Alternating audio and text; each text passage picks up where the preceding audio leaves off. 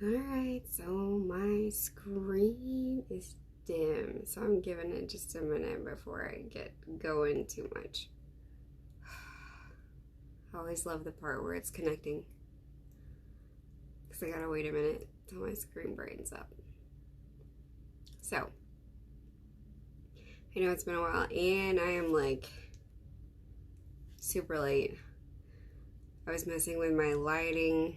As you can tell, it's not very good. I had it a tad bit brighter. I had to adjust it. Had to turn my actual overhead light off because it was just a little bit too much, and it was really just looking pretty bad. Now I just got a shadow behind me instead, so it's not working well. It's not that. Most of the time it's my lighting that's usually causing me to be late, but today it's been like a huge mess of things. So plus we got out of service late this morning, so it was kind of a late service. Yeah, I think we got out at 1. But anyway, so, and it's been a while. I don't even think I posted that I was gonna go live last week at all, so at least I'm glad I didn't do that. But I had been sick and have been on an antibiotic, and so it's kind of been a little bit of a hectic week. I know I've talked a lot kind of over the last few months about, you know, just kind of some of my health problems and stuff, and so I started an antibiotic probably a day or so ago, maybe 2 days ago, just so I haven't been feeling very good. So I knew I was going to go live, and I was kind of hesitant to put the time on, just because it was a little iffy. I've had a little bit of trouble with being nauseous from the medication, and just kind of struggle a lot with some of that stuff, and because of my stomach and things, and so a lot of times I do get delayed with that, and my life's been obviously a hot mess.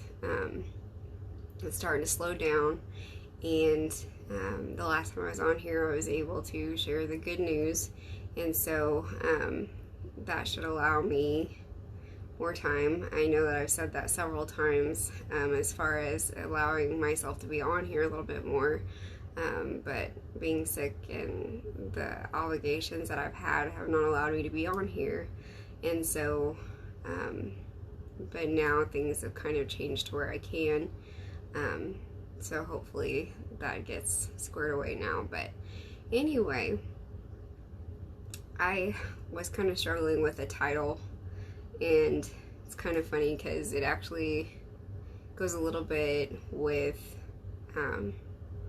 a video that I shared on my personal page yesterday, but I don't know that the message so much does.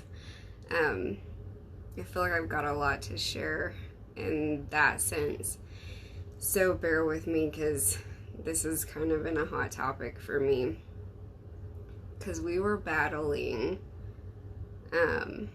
we've actually been battling a couple things.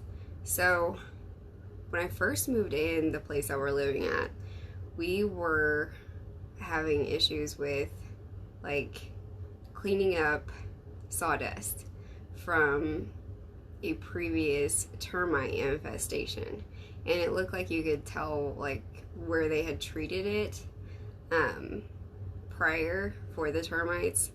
You could see the damage, and so we just kind of cleaned it up and didn't really ever see evidence of like a current infestation. However, we've lived here almost 2 years now, and recently we've had a lot of issues with like leaking in the roof, so they put a new roof on, then repaired the ceiling. The floor's been damaged, there's been leaks and things like that, so they've been in and out of the house. The landlord has trying to repair everything. Just, it seems like they've been working here constantly this year, or the last several months anyway. And one of the things that I had told them here recently was the termites are back. Like, we pulled a cake pan out one day, and it was full of dust from the cabinets, and there were bugs in it. And I was like, not okay. So I was pretty mad, cleaned it all out, and sprayed, cleaned up the dust, and it just kept happening. And they never came and handled that. They handled everything else, just not the termites. I was getting really frustrated. And then I bake a lot. And it's one of the ways I earn extra income. And I went to open a thing of flour that I had stored up. And as soon as I went to scoop my measuring cup full of flour, it was full of weevils. And I was livid. So I had to dump it all out, go buy new flour. I got a brand new, like, sealed tight container, and I was on fire mad. Like, you got to be kidding.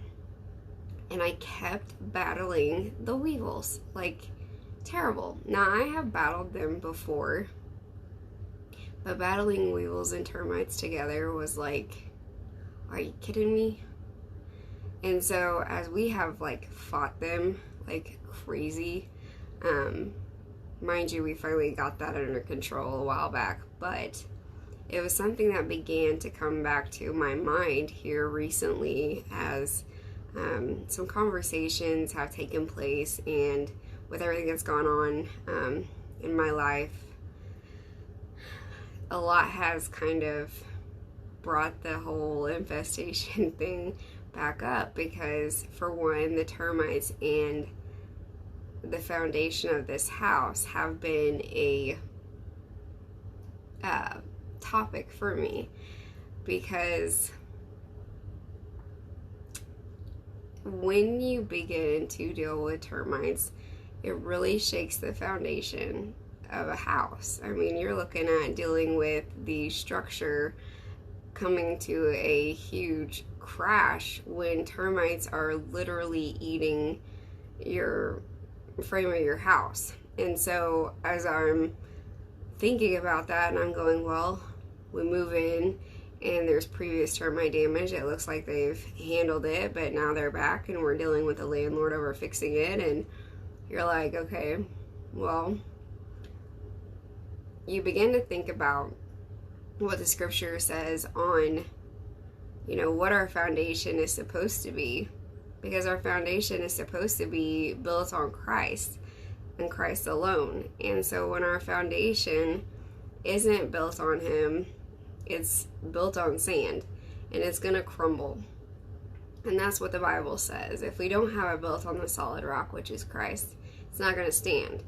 And so there's a point in time that we can get it built on Him, and then we stray. And I was thinking about that when I look at the fact that before I ever moved in this place, there had been a problem with termites before I was ever here, and they addressed it. But at some point in time, they have came back. It's not something that I can really see what's going on. The house is 100 years old, more than 100 years old. I think it's like 110. Structurally, it's just not very good anyway. But you're looking at the fact that, yes, they've addressed it before, but now they're back and it's an issue. I don't know how long ago they addressed it, but you can have an issue with something that shakes your foundation, and then you can get it fixed and handled, but then you can get off course again and it really shake that foundation again. And as Christians, you know, we can use the term backsliding, where we get off of the path with God and are not following the way that we're supposed to be. Our foundation is not what it should be. We're back on the sinking sand, and we're not doing the things that we're supposed to, and we know that we're supposed to be doing. And so I was thinking about that with the termites and, you know, the second go around with them, and it's like, I wasn't here for the first round. I would have went crazy, because the second round that I'm here for was like, ugh. But I thought about that in the foundation. And then on top of that, with us dealing with those things, we started having cats. This town is full of stray cats. They are everywhere. They sit at Casey's. The people at Casey's put cat food out on the sidewalk and feed these stray cats. They are all over the neighborhood. Well, there was a house that was empty, and cats got locked in there, and they ended up having babies. When somebody came and took the house over, they opened the house up, and all of these feral cats went everywhere. Now the cats are all over this neighborhood. When it became winter, they needed a place to stay. And all of a sudden, we start hearing all these noises, and Eli, my son, is like, Mom, I think there's something in my vent. And I'm like, you know, it's the middle of the night, you know, he's either, you know, being a kid, just whatever. And all of a sudden I start hearing like this moaning, groaning sound coming out of my vent. And I'm like, okay, maybe he's not kidding. And then I start hearing this scratch like on another vent. We have a return vent. It's a very old house. And I'm like, okay. And then all of a sudden my daughter gets up and she's like, Mom, I think there's something in the house. And I'm like, okay, you got to be kidding. Next thing you know, we go in the basement, and our basement is full of cats. They have dug a hole in the foundation side, like where it's been kind of like ate through in the wood, underneath where the rock is. And these cats have pretty much dug a hole and managed to crawl their way in the crawl space basically of the house, like where they can get underneath the house, and got into the basement. And they're getting up into the return vents of the house. And they're stuck in the vents. They're getting in and out, but they're literally like under the house, getting into the basement. Like, my basement is awful, and you hear the cats at night, and they're coming in and out. Like, there's a ton of them, and we blocked up one side where they can't get through at all, and they made another spot. And I'm going, the termite damage allowed for this to happen. And then, like, as I am dealing with all of that, they managed to keep tripping the breaker on, or tripping wires to like trip the breaker or whatever for our heat. So the other night we wake up and we have no heat in the house. And I'm like, I know I just paid my heat bill. And I'm like, what is going on? So I had called the emergency line for the heat to figure out, you know, like, it's like 27 degrees and we have no heat. And they finally come out and they're like, I don't know what's going on. Like, these cats must be tripping something to cause your heat to be shutting off. So just call us if anything else happens and see if you can get rid of the cats. And I'm like, I keep blocking every entrance and they keep digging new ones. Like, I don't know, other than like the termite damage is, you know, like it's done, but now what's left, like, these cats are just making their way through. And so I'm sitting there the other day and I'm like, okay, looking at what can happen in our spiritual life whenever we have just even the slightest bit of neglect in our walk with God. We let things open up and we begin to allow other things to creep in and just really cause destruction. We don't necessarily mean to, but it disrupts everything about our life. And when I say that, I don't mean it in a just one level type thing. These cats have straight up caused us not to sleep because they start wandering around at night, because it's like during the day they're gone, they're I guess maybe trying to find food, whatever. At night they come in and are cold. I don't know. But they are moaning and groaning. They're trying to climb up into the heat vent. Their claws are scratching on it. You hear them, and we keep blocking every area we can think of, and they keep managing to find a way into the basement. And we are not getting hardly any sleep.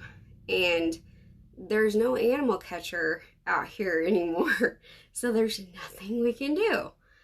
And they don't belong to anybody. So, like, this is literally not just a small issue. It has now became a big issue. It's not just one cat, there's like 5. And they're not kittens, they're grown. And you can't catch them because of how the basement is set up. And so it's like, it's ridiculous. And they're feral and they're mean and they run really fast. And so, you know, we're laying here at night and you start to get some sleep, and about an hour into it, you start hearing that noise and they're scratching, and because there's more than one of them, it's bothering all of us and we can't sleep.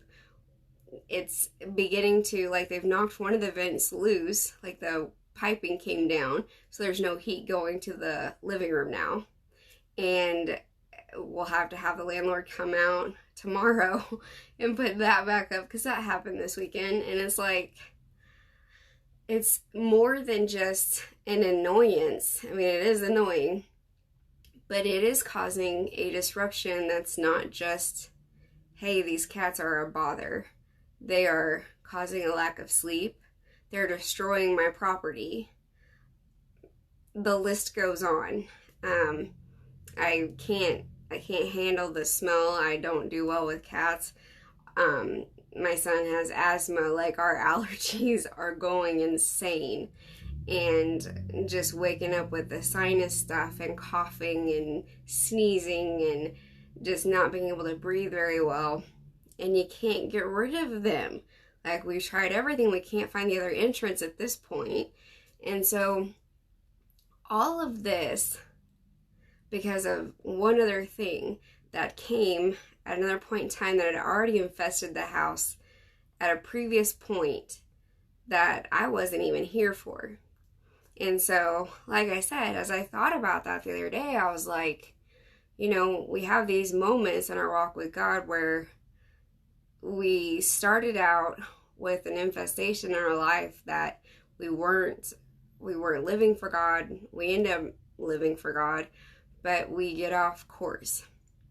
And if we're not careful, there comes a point in our walk that something can slowly creep in without us really even knowing, because of one minor something that we've allowed in our life. And it will open a door that actually allows something so great to come in that causes such a disruption in our life that's more destructive than we can even imagine. Which leads me to my next one. Besides these crazy cats that are driving me insane, I've talked about it on Facebook a lot on my page, because I'm like, guys, I'm about to go crazy. I had a horrible week last week. Like, there was only one really great thing that happened, but the rest of my week was awful, and I was ready for my week to be over. But it was hard to see the one good thing because of all the bad things, and the cats were the majority of that. Mostly because I had to huddle up with the kids in the living room with the heater because it was so cold, all because of the cats. Like, and that all goes back to the stinking termites that had ruined the foundation of the house. So, anyway. So going back to the weevils, though, like I said, I've dealt with weevils before, and they've been an issue. You get flour from the store at some point, and then you get home and you open it up, and surprise, there's weevils. It happens. I've had that happen before and dealt with it, whatever. Sometimes I've noticed later on, and it's a little too late and you're battling it. I've had that happen before, and that was my first encounter with weevils. I didn't know what they were, and that's when I learned very quickly that they're a nuisance. handled it once I figured it out and got given advice on how to handle it. But this time, I had stocked up on flour and powdered sugar, regular sugar, brown sugar, everything you can imagine, because I was baking nonstop. Last year I had so many orders that I was putting out, just one right after the other. I mean, that was literally how I paid all of my bills for 4 or 5 months. And I'm talking my rent being $500 a month or whatever, and then all my other bills, like I paid my bills with what I was baking. And so I had stocked up, and by the time I went to move on to my next thing of flour, I opened it up and it's full of weevils. And I opened up my next one, it's full of weevils. And I'm like, so I threw everything out. I ended up going to the store, getting some more, but I began to realize that at this point, there's weevils everywhere. They're not just in my flour. I start noticing them on my counter. And I'm like, okay, well, that's kind of weird. I mean, I've had them in my flour before and tossed them out, and maybe had them like right on that, or on that shelf where the flour was at, and cleaned it all off and went on about my life. But no, not this time. This time, they were on my regular counter. The shelf where my flour was, the shelf where my cans are. They were in my cereal, all of my cereal, except for one of them. And I'm assuming it was too sweet for them to even touch. I don't know. Or disgusting, I haven't decided. Then, they were in all of my spices. Who knew they like spices too? So, we had to throw everything out. Everything but the baking soda. I lost the majority of my food to the weevils. We started with cleaning off all of the cabinets, wiping them down, spraying bug spray, and letting everything dry. But they weren't just there, they were also in the cabinets where my pans were and everything. Like, we straight up had to take everything out, wipe it all down, wash everything, clean everything out, and spray it all. And they just kept coming back. And I'm like, I don't know what to do. Like, I know that you can put everything in the freezer and did all that, but they still were just, it was like, they were everywhere. But of course, at that point, I hadn't realized they were in my spices too. So it was like they just kept spreading, because I didn't know that they could get up.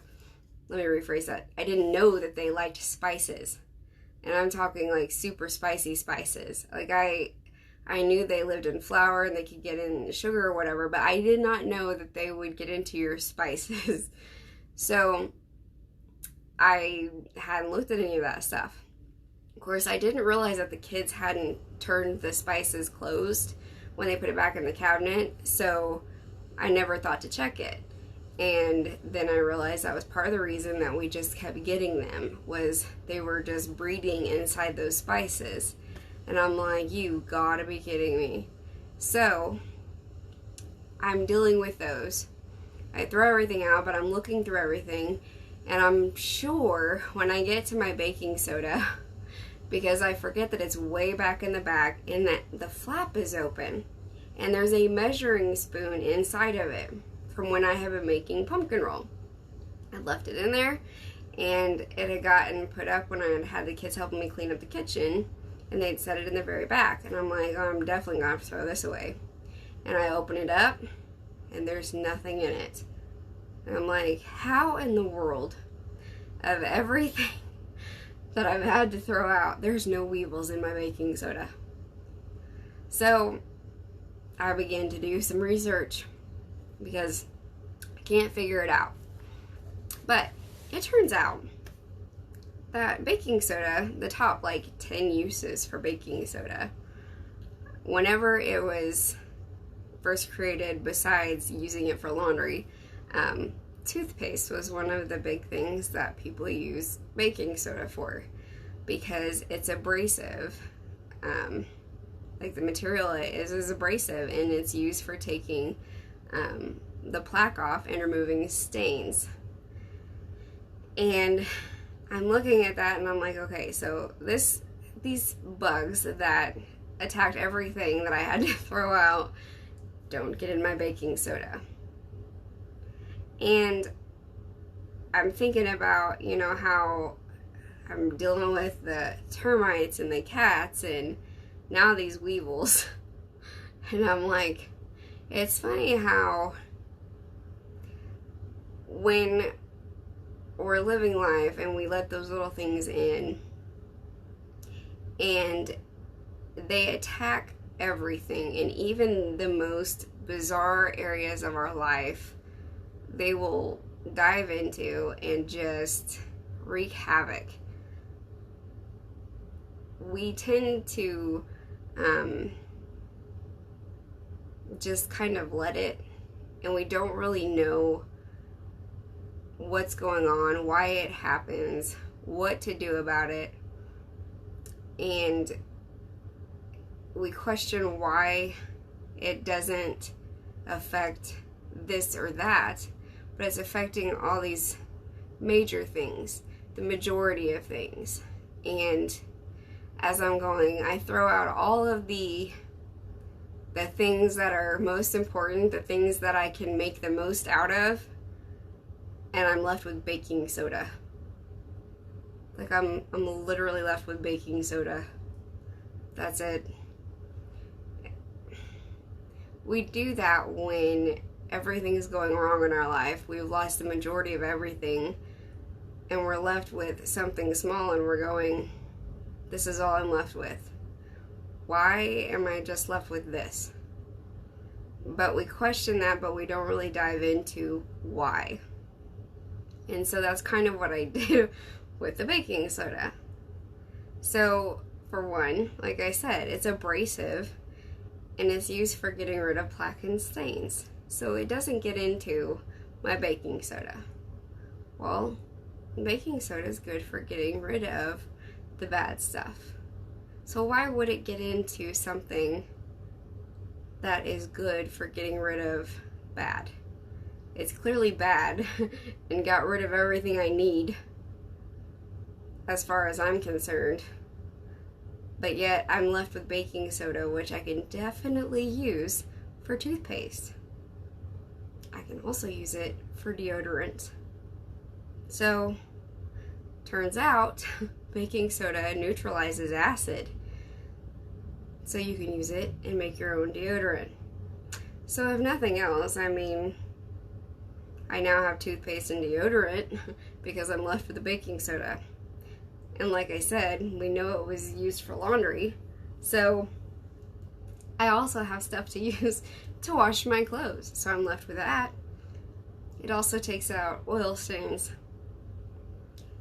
It's exfoliating for the skin. So if you have acne, any other like dry, oily skin, it's good for that. So I also have a face wash. It's a cleaning solution for you to clean your house with. Again, it neutralizes acid. It's an alkaline-based chemical, and so you can make all kinds of stuff out of it. So it's going to clean all the dirt, just like the exfoliant's going to clean all the nasty off your face. It's going to make you smell good under your arms when you sweat, and it's going to clean all the nasty off your clothes. And it's also going to soften your clothes. That's the plus side about it, because it's abrasive. It's going to help soften up your clothes. It can deodorize your carpet and get some of the bacteria off of it as well and lift up the odor.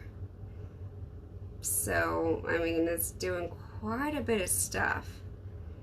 And it absorbs moisture, especially from clothes. So if you're storing your clothes, it'll keep them smelling good and clean. And it can clean fruits and veggies.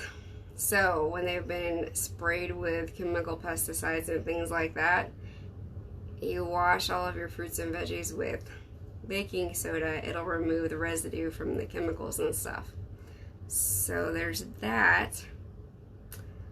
And last but not least, it can put out grease fires and electrical fires.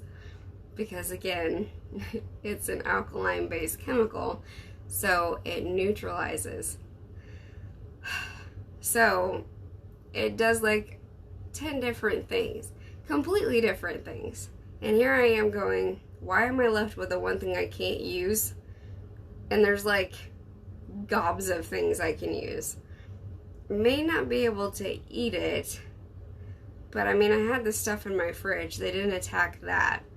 I was more worried about the shelf life stuff. It didn't get in my cans though, and I'm complaining about that stuff. So I mean, looking at what I was really left with, I was left with something that I can use for a lot of things. And we tend to overlook whenever we're going through all of this stuff. We look at everything that was attacked and taken away and not realize the one thing that we're left with. And instead of going, why are we only left with this? What is God leaving us with that we can use? That's what we need to be looking at. Because I wasn't just left with just baking soda.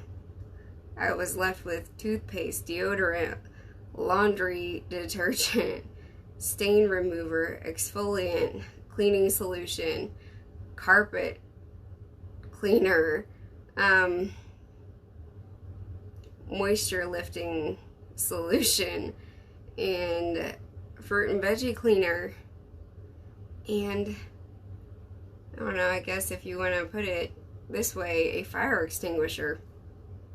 So, I mean, kind of like a, I don't want to say jack of all trades, but like almost even like a 911 type situation with the baking soda. So, I'm sitting here like, okay, got all these other things going on. I've got an infestation of everything. And it all started with a foundational issue. I'm left with something that I can't find a necessary use for at the moment.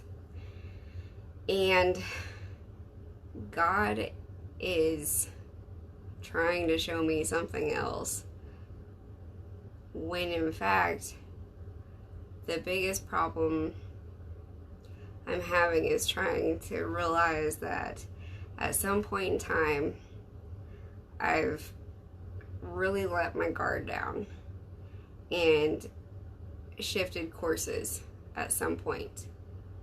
I know that there was a point in time I was not spending time praying like I used to. I can remember waking up in the middle of the night, not being able to go back to sleep. And I used to know, I still know, that when that would happen, it meant God wanted to talk to me and I need to get my butt out of bed and start praying. I stopped doing that. And I'd get on my phone or whatever. I'd get up and eat, or I don't know, anything but talk to him. And honestly, I believe that's where a lot of my trouble began. It's very difficult when you start to kind of slide one direction when you know that you're supposed to be going another.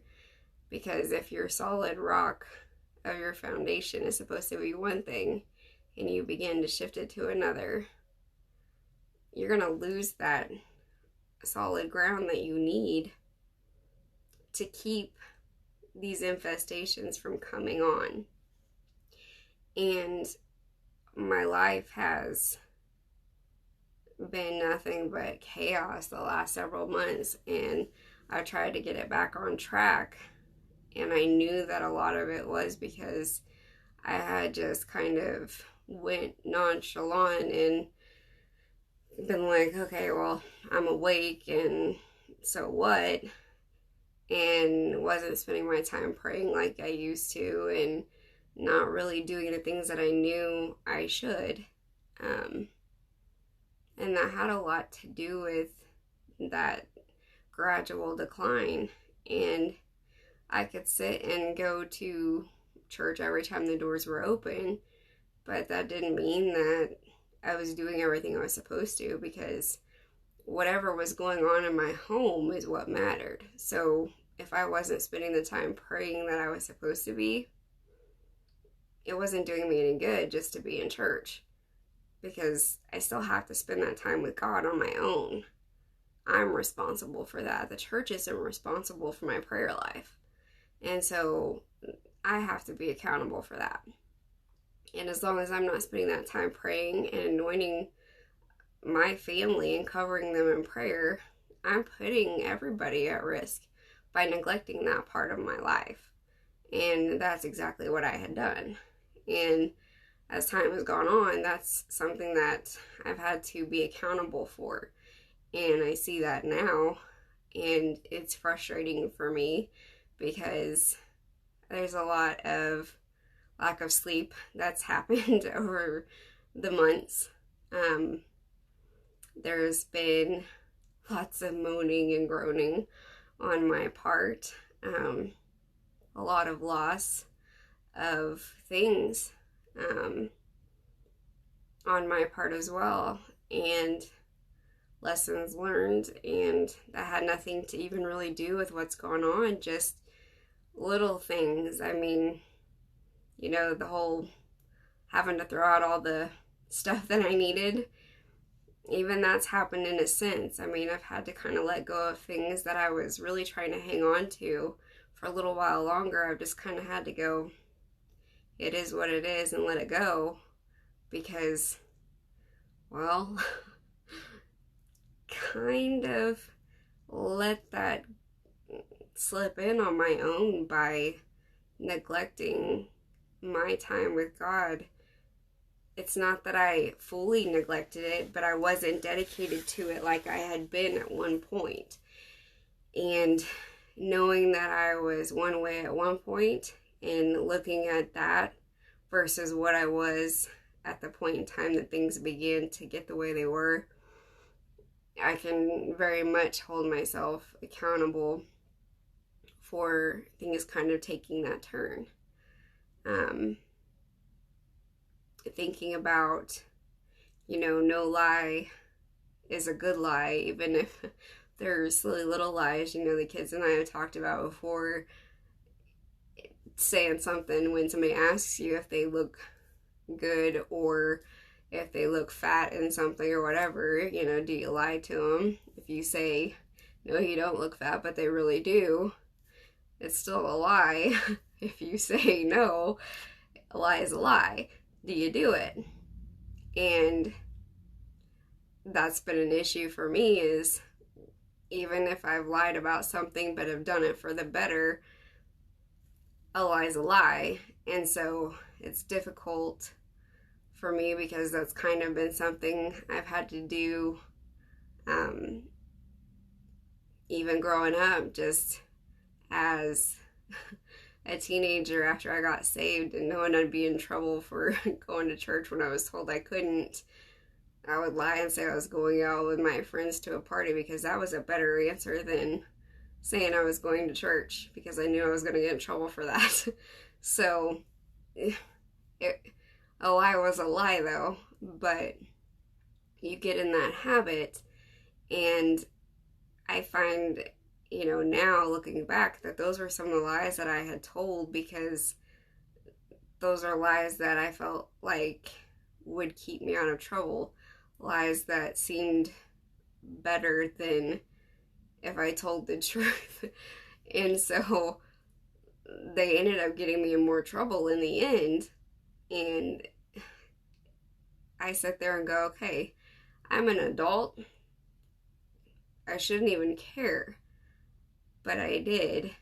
And I think there's a lot of times that I've learned now that God's been teaching me a lot of lessons, that I have to really take responsibility and stop caring so much about what people are going to say or think. I wouldn't have ended up in half the messes I was in if I would have just been truthful and went, you can think what you're going to think. I'm an adult and I'm going to do this. Because it wasn't wrong. And instead, what I've lied about has sounded worse than what was the truth. And that's kind of been a downfall of mine. And now that I have learned so many lessons and straightened up in that aspect and gotten my boundaries together and really dove into what God has in store, it's been like, okay, now you got to get out there and start your life. And I'm ready for it, but it's been a crazy mess. There's cats. If you hear the noise, it's not me. They're right below me. Anyway, sorry. Ugh, I'm gonna go crazy. Anyhow, but yeah, you know, this whole mess is now finally over and getting to move forward and do so much else with my life and actually make something of it is going to be different. And there were a lot of decisions made last week that made me a little nervous, but God has so many big plans.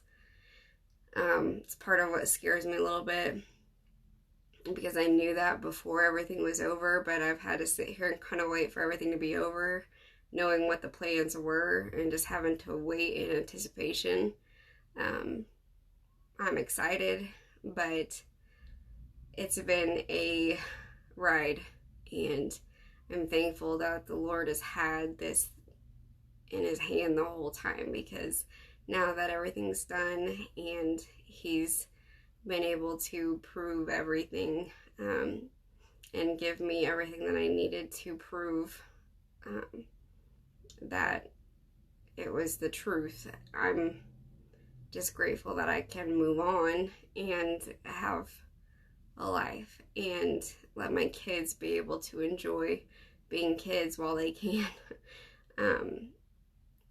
But that doesn't go without saying that in the process of that, I have just a short amount of time to teach them about these foundations and not allowing things to creep in and tear it down, because termites are known as those silent destroyers. Whenever they come in and they begin to tear down your foundation, you don't see them until the damage has been done. Satan is often the same way.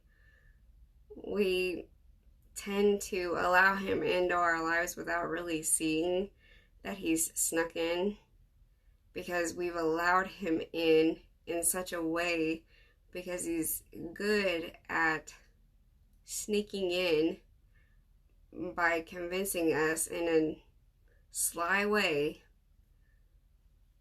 We've opened the door for him, and then next thing you know, our foundation's been destroyed. And my job is to make sure that my kids know how to create that solid foundation. And so I have a short amount of time before they're adults, and I have to be able to create that in them and mold it to where they know this is what a foundation is in Christ, and so that they can be on their own and not allow that silent destroyer in. And so but I also need to be able to teach them that when all you got left is baking soda, you got everything you need to get by. So we got to look at what we've got left as it's not just what we've got left.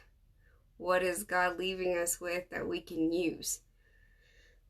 Because that was a hard one for me. It seemed like I was left with nothing when I had everything I needed. And so I have to be able to teach my kids that. And we aren't given much time to do that. 18 years with a child is not very long. And so we have to take every ounce of it that we can and do what we can with it. And we tend to screw up most of it. So we got to kind of take what we can and try to fix where we mess up and keep going. And the only way we can make sure we're doing it right is to make sure that our foundation is solid and we haven't let Satan back in to do more damage than he did the first time. That's pretty much what I've got. I don't even know how long I've been talking, but I have quite a bit going on this week. I should be able to go live though regularly now because of some of that stuff I was just talking about. However, like I said, I am on an antibiotic. I should be finished at the end of the week. I've been off and on pretty sick. So hopefully I don't look as pale as I did earlier. I was not feeling very good. But I'm going to do my best to be on here as much as I can. I do have some doctor's appointments over the next few weeks, and praying all is getting better with that and my stomach. And so we are going to move forward with what God's got planned and pretty much pray that everything works out the way that He's planning for it to. I just trust in Him because I know what He's got going on. There's a lot that goes in with it when you kind of turn it all over to Him, and you know His plan, but you don't see what's going to happen. I do a lot of that, and it's kind of nerve-wracking sometimes because I trust Him, but I get super nervous because you just do a lot of going out on a leap of faith, and I did that with starting this blog and doing the website and everything else. And whenever I started the Facebook one, didn't start out very much, and then now we're over 200, and like I feel like I try to keep it going, and sometimes it bothers me because I feel bad I'm not on here as often as I was. I'm trying to get there, but between the health stuff and everything that's gone on the last few months, it's been very difficult. Now that it's over, the hope is I can be, but it just officially was over Monday, so we should be good at this point. So, but I know and have learned that when you're doing God's work, and you know, I don't consider this to be preaching at all. It bothers me when people take it that way because it's not what I'm doing. I'm sharing my heart. I'm just trying to share what is basically what goes on in my life and the things that I'm learning. I don't really try to preach at anybody, so when people say that, I'm like, it's not really what I'm doing. I mean, it bothers me when people take it that way. But when I say I'm doing what the Lord's asking me to do, it's literally just sharing my heart and my life and what's going on with me. Because there's people out there that are going through stuff like I am, and I know that I get messages a lot that talk about being thankful that I've shared it because they are going through something similar and needed it. And if I can help somebody feel like they're not alone in that situation, then they've got somebody to talk to, then I'm doing what God's asked me to do. And so that's kind of the whole purpose in it for me. And so, but I've learned that doing that comes with a little bit of a cost. And so I'm usually met with a little bit of, I don't want to say, because it's not so much people as seems like the more I do it, the more Satan attacks. And it's almost like the more I try to pray, the more interruptions I get, like cats or no heat. Like I could have sworn that I didn't pay my bill. Like I was panicking, and I found my bill and I was like, I don't know what's going on. And I called them and they were like, no, you're only at $27. You don't even have a bill yet. And I'm like, I didn't think so, because my bill was paid on December 24th, and so I wasn't even due yet. So yeah, I was definitely panicking, but I'm on top of it now, and so it's very frustrating because I was at that point that I'm like, did I forget it? And no, like, I straight up I had paid my bill. Satan has those moments where the more you try and the more you're doing what God is calling you to do, and that can be just literally getting on your knees to pray, he causes interruptions. Because if he can distract you from spending your time with God, he's going to do it. And so, if nothing else, have somebody hold you accountable and make sure that they're telling you, hey, I'm going to do whatever I have to. If I have to take your phone for the next 30 minutes, go in the bedroom and lock the door and get on your knees and pray. You know, nothing should be able to distract you. If your power goes out while you're praying, leave it be. You can deal with it when you get up. While you're down there, pray that the Lord turns your power back on. I don't know. I've been there too. That's happened not too long ago.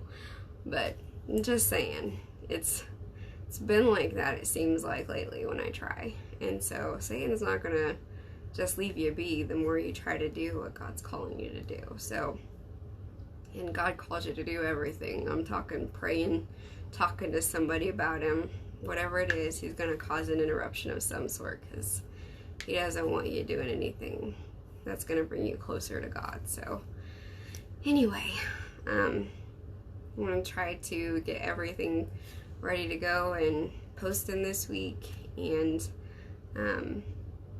see you guys this weekend. Groundhog Day is Tuesday. I'm praying no shadow. I can't handle any more winter. I am over it. This body can't take anymore. So I'm done. And I think if it's warm, those cats will leave. That's my prayer. Besides that, I'm going to move pretty soon anyway. So I just really need those cats out of my basement. So, Groundhog Day, and tomorrow's February. Thank goodness. I need it to be over soon. So, I will catch you guys hopefully this weekend and see what God's got going on between now and then, because it should be a pretty interesting week by far. So, I love you guys, and hopefully we'll see you pretty soon. So, love y'all, and God bless.